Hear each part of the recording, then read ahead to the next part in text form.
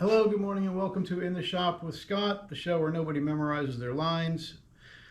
Today we're going to do a short video of my CNC machine on the fourth axis, carving a table leg for a coffee table I made not long ago. And if you like this video, be sure and hit subscribe. And even if you don't like it, that would be helpful to me. Thanks for watching. Bye.